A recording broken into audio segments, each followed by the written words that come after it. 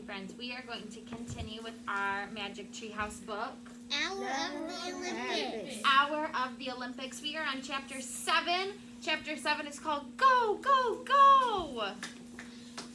Jack stared in horror at Annie. Why was he staring at her? Why was he looking at her like, what are you doing? Ronnie? Because no girls were allowed at the Olympics. No girls were allowed at the Olympics. And what is she dressed as? Chris? A boy? Kind of. She's dressed up wearing what?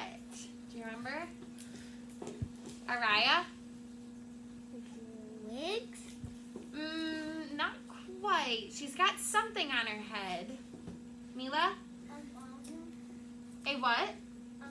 She dressed up as a knight. Yeah, she's dressed up as one of the knights. She's wearing like a helmet of armor. But how did Jack kind of think that she was a little bit sus? How was she thinking he was a little bit suspicious? Hassan? They were short. Yeah, he was like, oh, one of those soldiers or one of those knights is like considerably shorter. Christian? Annie might get in trouble. We'll see. You know why?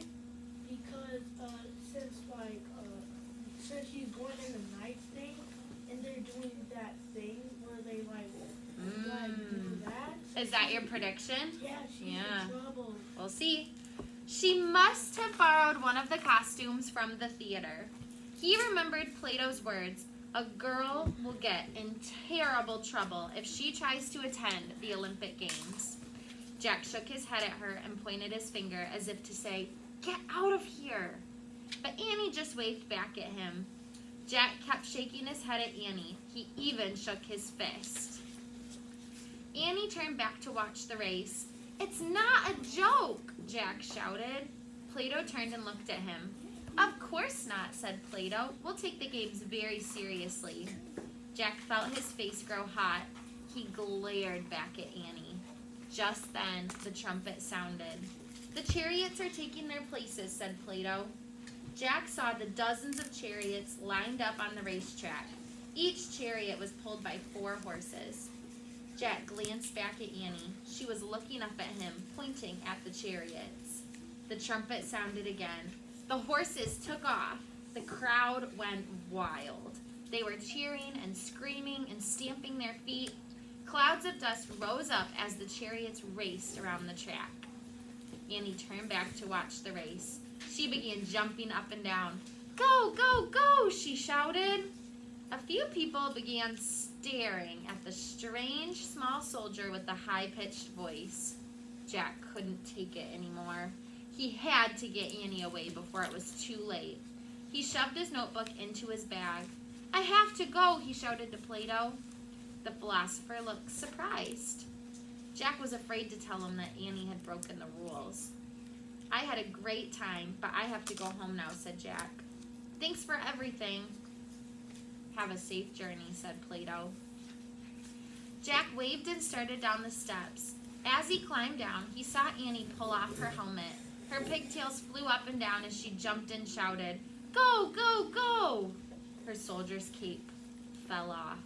Now lots of people were staring at her. Someone shouted for the guards.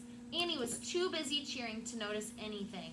Jack moved as quickly as he could, but 2 big guards got to Annie first.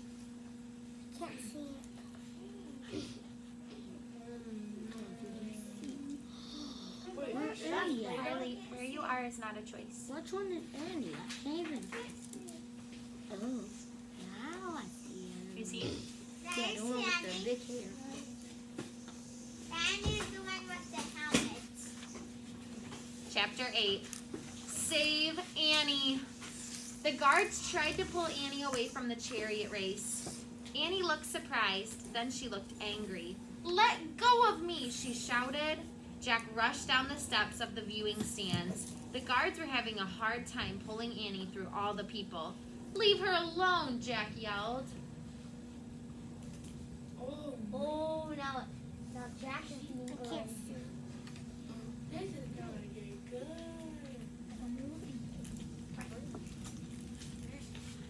His voice was lost in the noise of the race. He pushed his way through the crowd.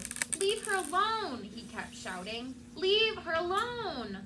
Finally, Jack reached Annie and the guards. He tried to grab her, but a guard blocked his way. "Let her go," yelled Jack. "I promise I'll take her home." More guards arrived. The crowd began to shout, "Arrest her! Arrest her!" The guards kept pulling Annie away. "Jack, the story!" cried Annie. "Of course," thought Jack, "the poet's story. This is definitely our darkest hour." Okay, I want to pause really quick, because did you hear how the author made us think about what Jack was thinking? Let me read that again. It said, "Of course," thought Jack, "the poet's story." So friends, this is an example of dialogue that maybe he's not saying out loud. He didn't say that out loud because the guards would have been like, "What is he talking about? He's crazy." But the author uses his internal dialogue to be able to communicate to us how he's feeling. He reached into his bag and pulled out the poet's scroll. He held the story up to the sky. "Save Annie!" he shouted. But Jack's voice was lost again in the roar of the race as the 4-horse chariots barreled through the dust. Jack looked around wildly for someone or something to help them. Then suddenly, the crowd fell silent. Christian. All heads turned to watch as a huge white horse galloped out of the dust. The crowd murmured with excitement and wonder. The white horse was the most beautiful animal Jack had ever seen. Ooh, I love how she paints this picture for us. I'm going to read it one more time. Suddenly, the crowd fell silent. Close your eyes and picture this. Suddenly, the crowd fell silent. All heads turned to watch as a huge white horse galloped out of the dust. The crowd murmured with excitement and wonder. The white horse was the most beautiful animal Jack had ever seen. He was pulling an empty chariot, and he was galloping straight towards Jack. Open your eyes. Okie dokie, friends. Is this the image you were kind of picturing? No. Yeah, a little bit? No. Yeah, a little bit. Don't you love how she used her words? And she used words like beautiful and coming straight towards Jack and out of the dust. She used all those phrases to help us to better understand what we were reading. Christian, thank you for raising your hand. I think it might be Morgan. You think? Yeah, I think it might be Morgan. Because she thinks I think it might be Morgan since she knew where they were going, Mm-hmm. and she's very smart, or she sent that horse to get Annie and Jack. Yeah, very good. Good idea. Lorenzo? I think,